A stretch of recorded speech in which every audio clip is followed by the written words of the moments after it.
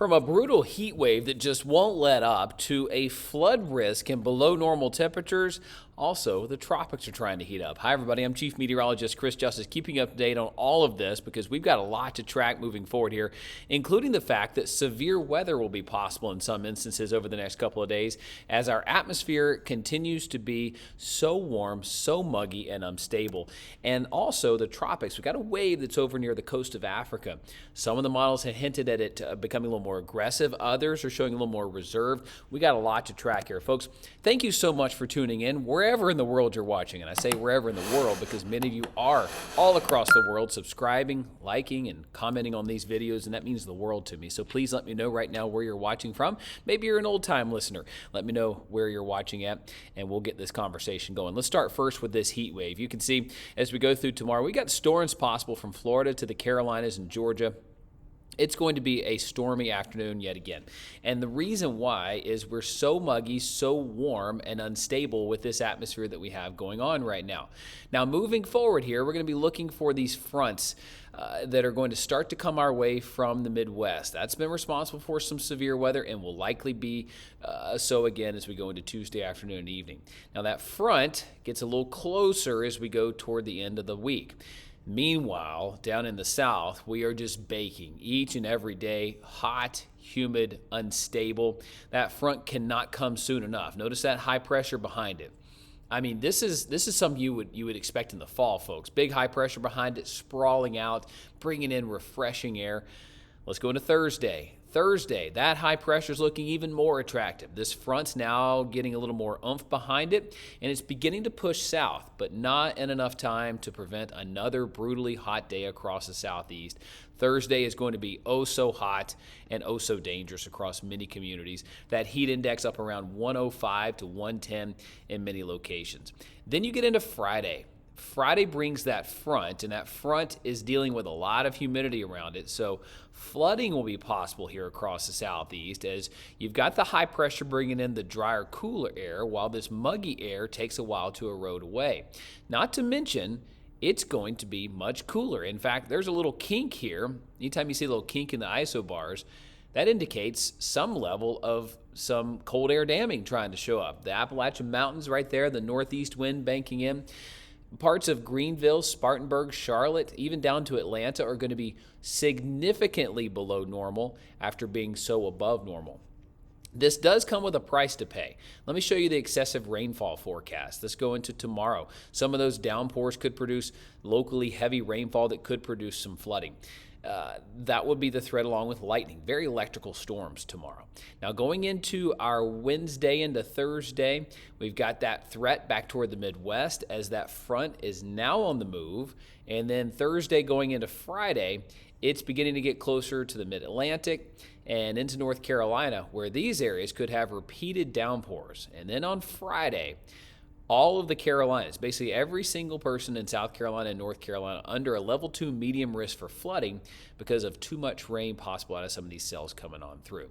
Let's look at what this could look like. The Storm Prediction Center combined with NOAA's capabilities indicating that over the next week, we could get between 2 to 4 inches of rain across the western Carolinas. That's a lot of rain in a short period of time. You go to Charleston, Myrtle Beach, 4+ inches of rain. That's going to be a big deal, folks. We're going to get a lot of rain in a short period of time. Now, you may go a whole day without rain. Then the next day, your town gets 1.5 inches, 2 inches. But generally speaking, it is about to get very wet across the area as we're saying goodbye to our big heat dome that has been plaguing us from Florida to the Carolinas to Georgia. You might as well have been in an oven. I mean, no joke. 100 degrees. Tampa shattered an old record of for the hottest temperature they've ever recorded, ever in history books. Okay, Tampa is hard to get to 100 degrees, and because there's so much humidity around, there's a big body of water, so it doesn't have the capacity to get as high as some communities inland do. Well, it did. And it had, and that's the case as we're watching this very closely, is this area has been just so hot. And 38 days in a row for areas in the western Carolinas that are at or above 90 degrees. Now, moving forward here, we're going to see things begin to level out. You see that leveling out. There's no big dome, no big heat dome here going into August. Let's look at storm potential, because I do want to highlight here the potential for severe weather across Florida, Georgia, and the Carolinas moving into our Tuesday. Now, some of that rain, some of that storm activity is going to be quite feisty. Let's go into Tuesday afternoon, starting to bubble up along the sea breeze from central Florida up through the Carolinas. That's a typical trouble spot. That sea breeze collides with some mountain air, and you get a big blow up of some storms that meet right here in the middle at about 9, 10 o'clock. Notice that, all right? So the sea breeze collapses, moves inland. Get a little lee front here off of the side of the mountains, and the two combine for what looks to be a very rainy and stormy evening. So 10, 11 o'clock, midnight, got a wave coming on through there. Then our front is getting a little more supercharged up toward the Midwest. Notice that. Here it is on Wednesday.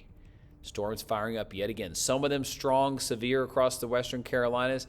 You got a big sea breeze front pushing in from the Atlantic and Florida. It's going to push in, and here we are left with what could be the makings of that beginning of the cold front beginning to move on through. As far as heat is concerned, guys, this is just oppressive. I mean, this is like you would experience in the heat of the day in the summertime. 95 to 100 degrees for the temperature. Let's look at what it'll actually feel like as you get into your Tuesday. 107 PCB, 104 Tampa, Orlando 105. And it doesn't really cool down that much at night. 7, 8, 9 o'clock, still really oppressive. If you get yourself some rain, like most of us will, that will help. Wednesday, another day in the mid to upper 90s to 100s. Thursday, that front's coming a little closer.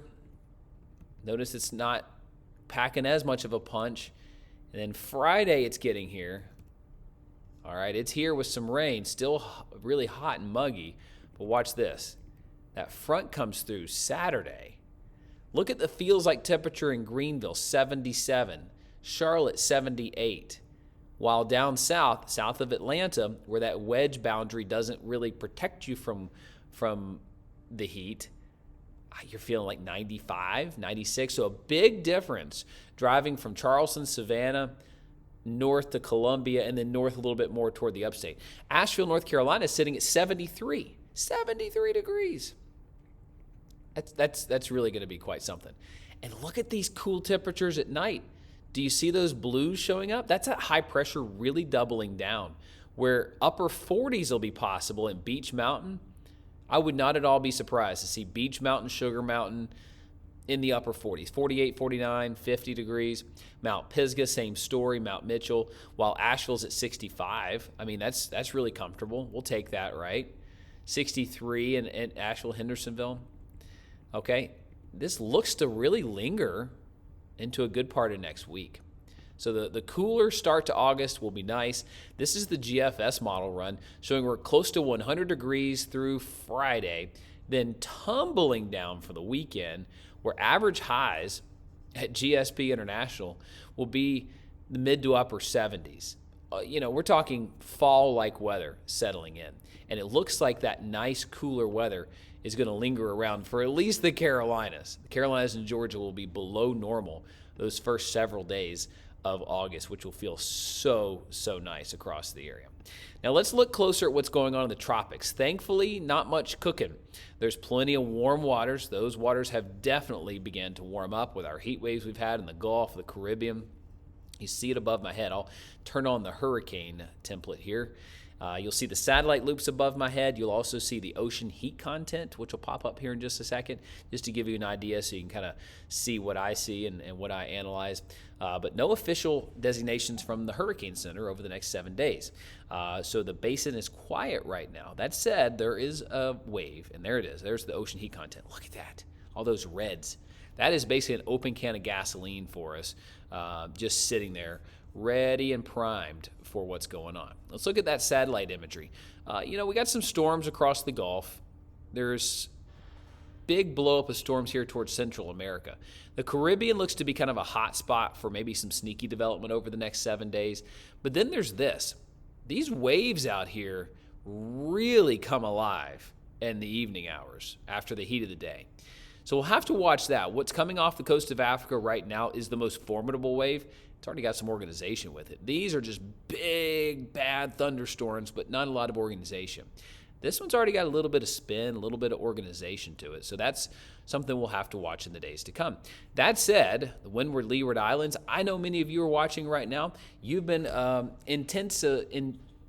more intensely, I think will be the word, showing up in my feeds. And I am very grateful for that you would look toward us for some guidance for tropical weather. And, I don't take that lightly. So looking specifically at the Windward Leeward Islands, the Caribbean islands, Puerto Rico, Jamaica, you're going to get some rain in the coming days. There's going to be kind of a wave train coming off where you're going to get some rain and some storms. Right now, I think it's the third wave that stands the best chance at being the most organized. So let's look at it. A couple lower pressures here on the latest European model. I'm going to back this up one to give us just a little more room.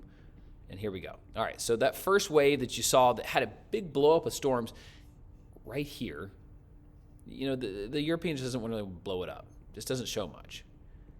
A couple other waves, nothing really to write home about. There's a lower pressure right there, August 1st. Lower pressure right there, kind of a hole. Kind of keep your eye on it right there. Okay, maybe right there. Right there. Does that try to form into something? European operational run today at 12Z, saying not really. There's a couple behind it. 1012, 1005. Goes way on out here, just skirts just north of the Windward Islands. Puerto Rico looks like you're spared by that, but just shows you that the waves toward Africa are going to get a lot more active. Let's look at the ensemble, latest run. I'm going to flip this over. Here you go. This shows you, out of all the 51 different runs, what's kind of the worst case scenario out of them? Are they showing lower pressure? Are they showing organization? Got a couple different spots trying to show up, but generally speaking, going toward that this Friday, something sloppy's heading just north of the islands. All right, see it right there? Kind of got to look closely. I'm in analyst mode right now, so I'm looking right here with you. Here it goes. There's that same feature right there, 1001. Just like last week, shows it kind of blowing up once it gets over the warmer waters here. Probably a hurricane if that were right. But it's making that turn because the Bermuda High does shift a little bit, allowing a little bit of an opening here for it to go up instead of going west. So I'm kind of blow it up right there. Does some remnant moisture try to skirt off by and head toward the Outer Banks? European trying to do some funky things out of some of its different runs. It does have that identified as that other wave coming on through. Does that need to be watched in the coming days for the Northern Island chain going into Puerto Rico? Maybe. That'd be down the road if it does. Let's average together all those computer runs. It gives us a really crystal clear look at where waves could form and what the chances are. So let's map this thing out. There's a little energy leaving, with this high pressure coming in. A little low maybe forming and skirting away from the United States. This could happen as early as this weekend.